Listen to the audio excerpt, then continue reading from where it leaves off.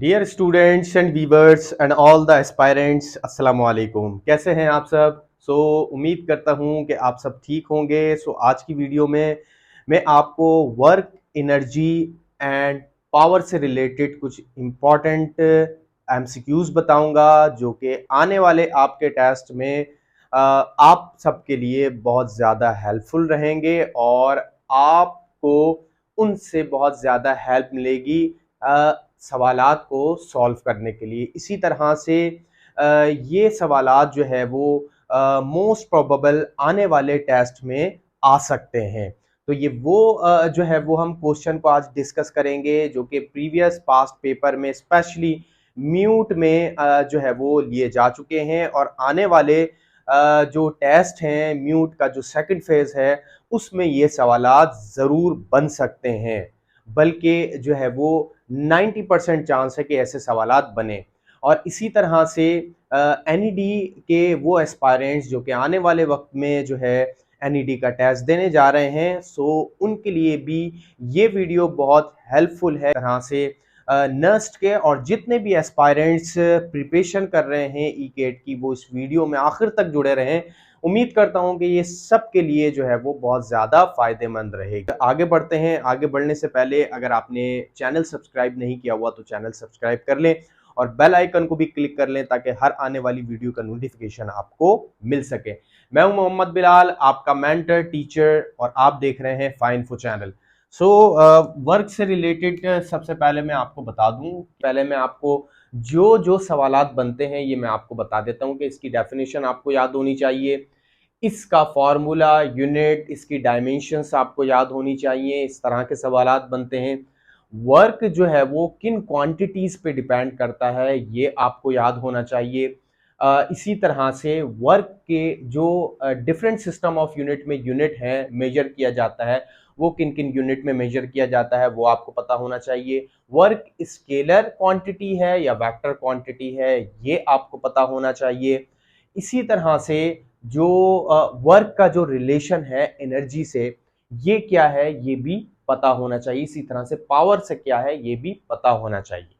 इसी तरह से एनर्जी से रिलेटेड भी ये तमाम ही चीज़ें, तमाम ही जो है वो प्रॉपर्टीज आपको पता होनी चाहिए जो मैंने अभी आपको मेजर मेजर पॉइंट्स बताए हैं। इसी तरह से पावर से रिलेटेड भी यही चीज़ें पता होंगी, तो आप बआसानी इससे रिलेटेड कोई भी सवाल बनेगा तो आप आसानी से सॉल्व कर सकते हैं। स्पेशली न्यूमेरिकल भी जो है वो बेस्ड क्वेश्चन बनते हैं, तो न्यूमेरिकल बेस्ड में आपको फॉर्मूला सिर्फ अच्छे से पक्का होना चाहिए तो आप आसानी से कैलकुलेट कर सकते हैं। ये सारी चीज़ें ही हम इसमें देखते हैं। तो सबसे पहले जैसा कि मैंने आपको बताया, इसकी डेफिनेशन आपको पक्की होनी चाहिए।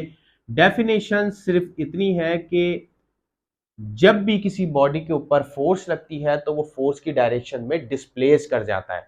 That is a simple definition of work. ये सिंपल डेफिनेशन है। When a force applied to a body it displace in the direction of force.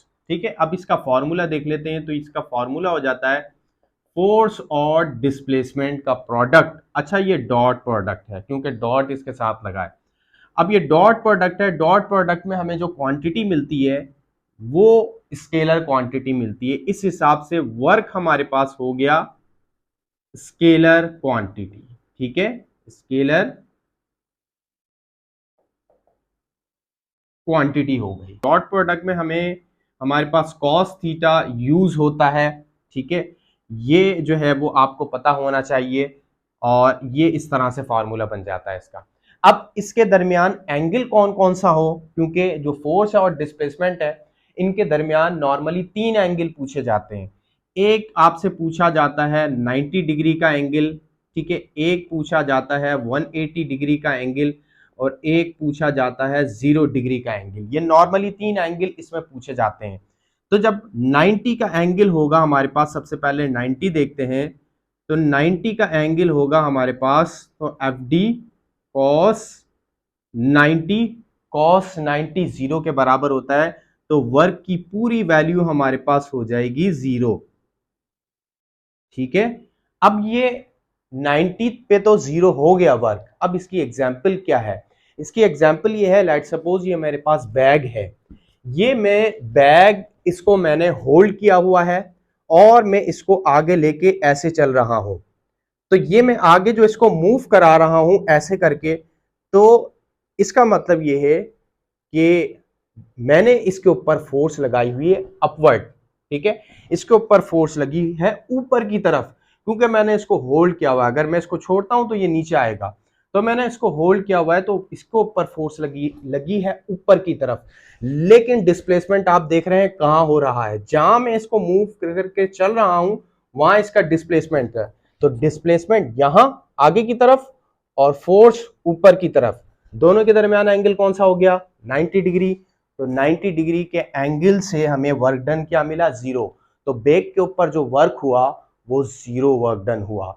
इसी तरह से कोई भी ऑब्जेक्ट अगर कैरी करके जो है वो मूव जो है वो किया जाए तो उस ऑब्जेक्ट का वर्क डन जीरो होगा जो कैरी कर रहे हैं, ठीक है।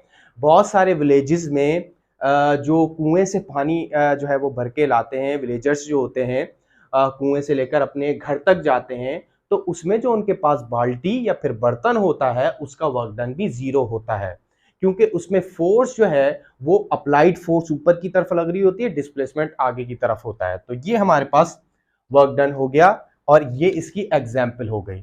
इसी तरह से अब हम बात कर लेते हैं जो हमारे पास 180 डिग्री का वर्क डन हमें मिलता है। सो वर्क डन हमें मिलेगा 180 एफ डी कॉस 180 रखेंगे हम, एफ डी कॉस 180, ठीक है। और 180 हमारे पास बराबर है -1 के, और -1 जो है ये हमारे पास अगर हम इसको फॉर्मूले में मल्टीप्लाई कराएंगे तो W is equal to minus F D हो जाएगा। सो इसका मतलब क्या है, नेगेटिव वर्क, ठीक है, ये हमें मिल गया नेगेटिव वर्क। अच्छा, ये वाला वर्क को आप जीरो वर्क भी कह सकते हैं, दैट इज जीरो वर्क, ठीक है, ये नेगेटिव वर्क। अब नेगेटिव वर्क की क्या एग्जाम्पल है, नेगेटिव वर्क की एग्जाम्पल ये है कि जो स्प्रिंग सिस्टम होता है, स्प्रिंग सिस्टम को हम खींचते हैं, ठीक है। जब स्प्रिंग को खींचेंगे हम, चाहे उसमें जो है वो कोई ब्लॉक या मास वगैरह अटैच हो, तो हम उसको खींचते हैं तो डिस्प्लेसमेंट हुआ जो है वो अप्लाइड फोर्स की डायरेक्शन में, लेकिन उसके अंदर एक रिस्टोरिंग फोर्स होती है जो कि अगेंस्ट डिस्प्लेसमेंट होती है। लेट सपोज ये हमारे पास स्प्रिंग है, अगर यहां से इसको ऐसे अप्लाइड फोर्स लगाई जाए और डिस्प्लेसमेंट यहां पे हो, ठीक है, डिस्प्लेसमेंट हुआ है इस तरफ, लेकिन इसके अंदर एक और फोर्स मौजूद रहती है जो कि रीस्टोरिंग फोर्स है, जिसकी डायरेक्शन डिस्प्लेसमेंट के अगेंस्ट होती है। डिस्प्लेसमेंट यहां हुआ हमारी अप्लाइड फोर्स की वजह से, लेकिन उसमें जो रीस्टोरिंग फोर्स थी उसकी डायरेक्शन उस डिस्प्लेसमेंट के अगेंस्ट थी, जिसकी बिना पर यहां पर दोनों के दरमियान एंगल कौन सा रहा, 180 डिग्री। और 180 डिग्री -1 के बराबर होता है cos 180, और इससे हमें नेगेटिव वर्क मिलता है। मींस मास स्प्रिंग सिस्टम में जो वर्क डन हुआ ये नेगेटिव वर्क हुआ। इसी तरह से अगर कोई ऑब्जेक्ट ये मारकर मैं थ्रो करता हूं ऊपर की तरफ, तो इसको ऊपर की तरफ थ्रो किया जाएगा तो फिर ये रुकेगा तो नहीं, ये नीचे आएगा। क्यों नीचे आएगा, क्योंकि ग्रेविटी का इन्फ्लुएंस है, ग्रेविटी इसको नीचे खींच रही है, तो ग्रेविटी की फोर्स ने इसको नीचे खींचा, ये इसका डिस्प्लेसमेंट ऊपर था, फोर्स इसको नीचे लगी, ये भी नेगेटिव वर्क कहलाएगा, क्योंकि डिस्प्लेसमेंट ऊपर की तरफ, ग्रेविटेशनल फोर्स नीचे की तरफ, दोनों के दरमियान 180 डिग्री का एंगल, नेगेटिव वर्क। इसी तरह से फ्रिक्शनल फोर्स जो होती है, जब हम वॉक करते हैं, हम वॉक कर रहे हैं, हम जो वॉक कर रहे हैं, फ्रिक्शन वॉक जो हमारे स्टेप्स हैं उसके अगेंस्ट लग रही है, डिस्प्लेसमेंट आगे हो रहा है, लेकिन जो फ्रिक्शन फोर्स है ये अगेंस्ट है डिस्प्लेसमेंट के, ठीक है। हमारे स्टेप्स आगे की तरफ है तो डिस्प्लेसमेंट वहां हो रहा है, फ्रिक्शन जो है वो डिस्प्लेसमेंट के अगेंस्ट हो रही है, तो यहां पर भी नेगेटिव वर्क होगा। तो इस तरह की और भी बहुत सारी एग्जाम्पल है नेगेटिव वर्क की, जो कि सवालात बनते हैं, आपसे पूछ लिए जाते हैं एग्जाम्पल के भी। अब बढ़ते हैं 0 डिग्री पे। तो W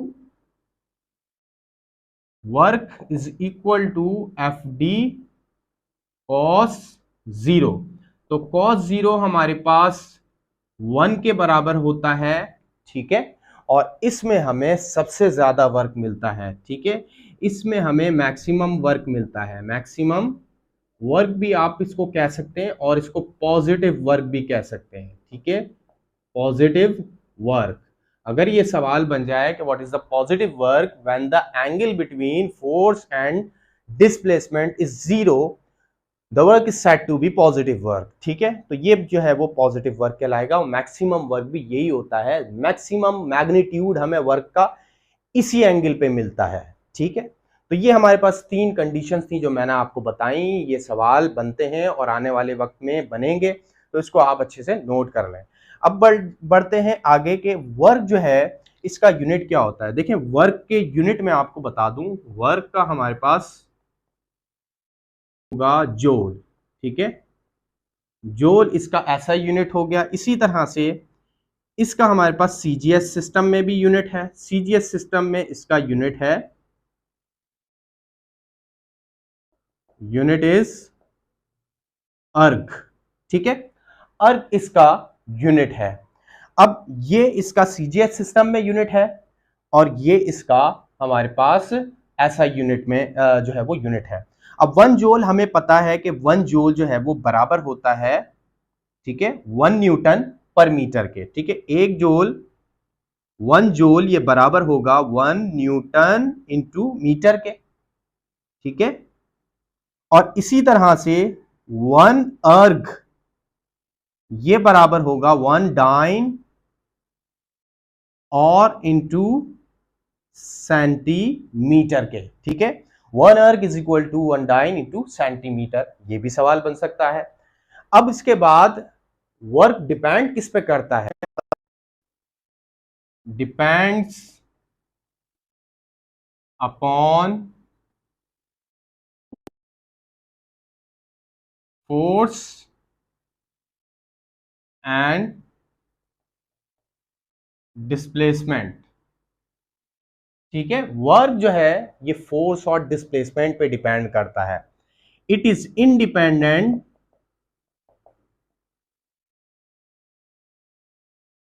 of path followed. Path कोई भी हो वर्क डन में, चाहे वो स्क्वायर शेप में हो, ट्राइंगल शेप में हो, ठीक है, सर्किल शेप में हो, पाथ कोई भी हो, वॉटएवर, ठीक है, उस पर डिपेंड नहीं करता है। डिपेंड करता है फोर्स और डिस्प्लेसमेंट पे वर्क, ठीक है। और इसी तरह से वर्क जो है वो स्पीड पे भी डिपेंड नहीं करता। इस तरह से वर्क डन हम किसी चीज का भी कैलकुलेट करें, चाहे वो ऑब्जेक्ट का कैलकुलेट करें ग्रेविटेशनल फील्ड के अंदर, या फिर वर्क डन हम चार्ज का कैलकुलेट करें इलेक्ट्रिक फील्ड के अंदर, वर्क डन जो है वो इंडिपेंडेंट है पाथ के, ठीक है। वर्क डन जो है ये इंडिपेंडेंट इसलिए होता है क्योंकि हम जब बात करते हैं ग्रेविटेशनल फील्ड की और इलेक्ट्रिक फील्ड की, उसमें वर्क डन की जब हम बात करते हैं तो gravitational field and electric field are conservative field, ठीक है। ये कंजर्वेटिव फील्ड हैं जिनकी वजह से इनमें जो वर्क डन है ये इंडिपेंडेंट होता है पाथ के। सो ये जो है वो वर्क डन के बारे में था। अब हम बढ़ते हैं आगे काइनेटिक एनर्जी और पोटेंशियल एनर्जी के बारे में। आपको पता होनी चाहिए the kinetic energy produced by a body due to motion. Motion की वजह से जो बॉडी में जो है एनर्जी होती है वो काइनेटिक एनर्जी कहलाती है। अब इसका फॉर्मूला हमारे पास है काइनेटिक एनर्जी। काइनेटिक एनर्जी का जो टॉपिक है ये वास्ट टॉपिक है। डिफरेंट हमारे पास जो कॉन्सेप्ट हैं फिजिक्स के अंदर, उसमें काइनेटिक एनर्जी जो है उसका फॉर्मूला अलग है। जैसे कि कैपेसिटर में काइनेटिक एनर्जी डिफरेंट है, इसी तरह से रोटेशनल मोशन में अलग है। उसमें उसके लिए हम किसी दिन एक वीडियो बनाएंगे और तमाम ही जितने भी फिजिक्स के कॉन्सेप्ट हैं, चाहे वो रोटेशनल मोशन हो या फिर कैपेसिटर का टॉपिक हो, उन सब की काइनेटिक एनर्जी जो है वो हम डिस्कस करेंगे। प्राइमरी फॉर्मूला जो है वो काइनेटिक एनर्जी का मैकेनिक्स में वो यही है। इसका अब इसमें बाज़ औक़ात जो है वो क्या होता है कि आपसे न्यूमेरिकल बेस्ड सवालात बन जाते हैं। वेलोसिटी इज डबल्ड,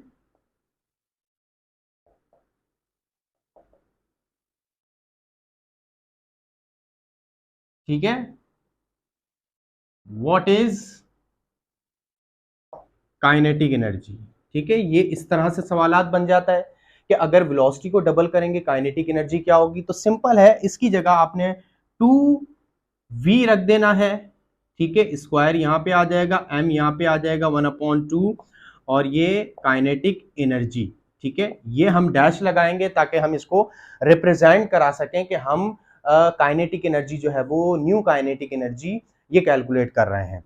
तो फिर जो है इसकी जगह क्या आएगा 1/2m, ये 4v² हो जाएगा।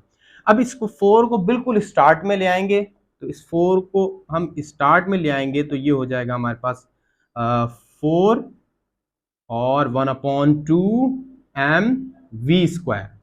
अब ये पूरा फैक्टर यहां पे हमारे पास काइनेटिक एनर्जी हम ये पुट कर देंगे, तो हमारे पास जो न्यू काइनेटिक एनर्जी है ये हमारे पास 4 times the actual kinetic energy आ जाएगी हमारे पास। Kinetic energy is 4 times the actual kinetic energy when the velocity is doubled. जब वेलोसिटी को डबल करते हैं तो काइनेटिक एनर्जी बढ़ाएंगे हो जाती तो वेलोसिटी, इसी तरह से अगर वेलोसिटी को टाइम्स बढ़ जाएगी तो इस तरह स्क्वायर देके हम इंक्रीज करेंगे। इसी तरह से मास भी सम टाइम बढ़ा दिया जाता है, तो मास को अगर डबल करेंगे तो काइनेटिक एनर्जी डबल ही होगी, 4 टाइम्स करेंगे तो काइनेटिक एनर्जी 4 टाइम्स होगी, ठीक है। तो इस तरह के सवाल बनते हैं। अब काइनेटिक एनर्जी जो है ये डिपेंड किस पे करती है, ये वाला भी सवाल बन जाता है, पे डिपेंड करती है। अब काइनेटिक एनर्जी किसी एक क्वांटिटी पे डिपेंड नहीं करती कि अगर जो है वो मास पे डिपेंड कर रही हो या फिर वेलोसिटी पे डिपेंड कर रही हो, ये दोनों पे डिपेंड करती है। काइनेटिक एनर्जी वेलोसिटी पे भी डिपेंड करती है, मास पे भी डिपेंड करती है। वेलोसिटी बढ़ाएंगे काइनेटिक एनर्जी बढ़ेगी, मास बढ़ाएंगे काइनेटिक एनर्जी बढ़ेगी, ठीक है। Because the kinetic energy is the property of moving body. Moving body की प्रॉपर्टी है काइनेटिक एनर्जी। अब मूविंग बॉडी में मास बढ़ता है तो भी एनर्जी बढ़ेगी, वेलोसिटी बढ़ती है तो भी एनर्जी बढ़ेगी, ठीक है। तो ये सवाल भी बन जाता है। अब इसका यूनिट देख लेते हैं, तो यूनिट हमारे पास, ठीक है, एसआई यूनिट हमारे पास इसका जूल ही है, ठीक। एमकेएस सिस्टम भी पूछ लिया जाता है सम टाइम, एमकेएस सिस्टम, तो इसका यूनिट जो है वो जूल ही रहेगा। एसआई सिस्टम में जो यूनिट हैं जितने भी नॉर्मली तौर पर वो तमाम ही यूनिट जो है वो एमकेएस सिस्टम से मिलते हैं, क्योंकि जो बेसिक यूनिट है एमकेएस सिस्टम में वो सेम ही है, मीटर किलोग्राम सेकंड जो है वो ये यूनिट है लेंथ मास टाइम के। सो लिहाजा ये जो है वो कॉमन यूनिट है। ये एमकेएस सिस्टम में भी यूनिट समटाइम पूछ लिया जाता है हीट का, काइनेटिक एनर्जी का। हीट का यूनिट भी जूल है, काइनेटिक एनर्जी का भी यूनिट जूल है। अब बात कर लेते हैं पोटेंशियल एनर्जी पे। Energy possessed by a body due to its position। Position के एतबार से एनर्जी जो होती है वो पोटेंशियल एनर्जी होती है। आप फॉर्मूला देख लें। अब इसमें पूछा जाता है कि पोटेंशियल एनर्जी जो है वो किस पे डिपेंड करती है, ठीक है। पोटेंशियल एनर्जी जो है वो किस पे डिपेंड करती है, तो मास पे डिपेंड करती है, ग्रेविटी और हाइट तीनों पे डिपेंड करती है। तो अगर आप हाइट इंक्रीज करेंगे तो जो है वो पोटेंशियल एनर्जी बढ़ेगी, क्योंकि अगर ये मार्कर है इसको मैं अगर किसी ज्यादा हाइट पे ले जाऊं तो इसमें पोटेंशियल एनर्जी ज्यादा आ जाएगी, ये बहुत स्पीड से नीचे आएगा, ठीक है। उतनी ही ज्यादा जो है वो काइनेटिक एनर्जी में कन्वर्ट होगी वो एनर्जी। इसी तरह से मास अगर बढ़ाएंगे तो उसकी भी पोटेंशियल एनर्जी जो है वो इंक्रीज हो जाएगी।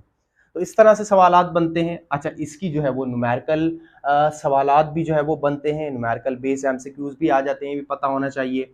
अब इसी तरह से इसका जो यूनिट होता है हमारे पास वो जूल ही होता है। जो काइनेटिक एनर्जी का यूनिट है वो ही इसका यूनिट है, सेम यूनिट है, बस कुछ जो प्रॉपर्टीज हैं वो चेंज हैं, फॉर्मूलाज चेंज हैं। और इंटरचेंजेबल, दोनों एनर्जी जो है वो इंटरचेंजेबल, काइनेटिक पोटेंशियल में और पोटेंशियल काइनेटिक में। तो इस तरह के ये सवाल बनते हैं। अब आ जाते हैं पावर के ऊपर। पावर में सबसे पहले डेफिनेशन पता होनी चाहिए।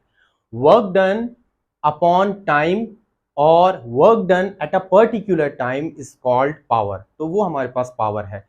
किसी खास स्पेसिफिक टाइम में जो वर्क डन हो वो हमारे पास पावर कहलाता है। अब इसका फॉर्मूला हमारे पास है P is equal to W divided by T। और हमारे पास इसका फॉर्मूला है power is equal to force और वेलोसिटी का डॉट प्रोडक्ट। ये डॉट प्रोडक्ट है दो क्वांटिटी का, फोर्स और वेलोसिटी का। इस वजह से जो पावर है, power is scalar quantity, scalar quantity. ये स्केलर क्वांटिटी है क्योंकि वेलोसिटी और फोर्स का डॉट प्रोडक्ट है। अब इस पे इसके यूनिट के ऊपर आ जाते हैं। तो सबसे पहले हम एसआई यूनिट इसका देखते हैं, एसआई यूनिट। ठीक है, तो एसआई यूनिट है हमारे पास इसका वॉट। ठीक है, और 1 वॉट जूल पर सेकेंड। 1 वॉट यहां पे बराबर है 1 जूल पर सेकेंड के। इसी तरह से सिस्टम में जो इसका यूनिट है सीजीएस पर सिस्टम में इसका जो यूनिट सीजीएस सिस्टम में इसका यूनिट हो गया अर्ग पर सेकंड।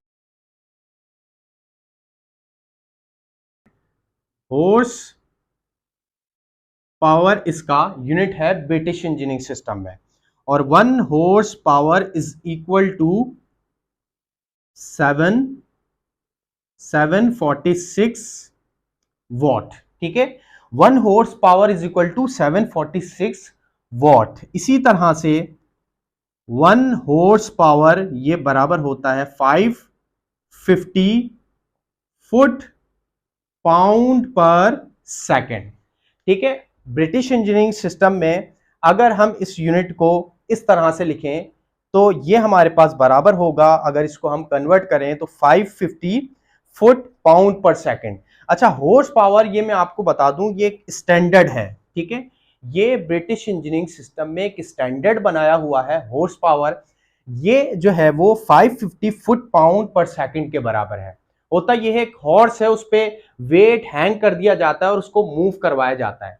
अगर वो उस वेट को, ठीक है, जो कि स्पेसिफिक जो है वो पाउंड का वेट है, वो उसको जो है वो कुछ फीट तक अगर मूव करवा दे 1 सेकंड में, जितने भी जो है वो फीट मूव करवाएगा तो वो बनेगा हमारे पास हॉर्स पावर। तो ये एक स्टैंडर्ड है। ठीक है, जो कि हमारे पास फुट पर पाउंड पर सेकंड में ये बनता है, और ये वॉट में 746 के बराबर होता है।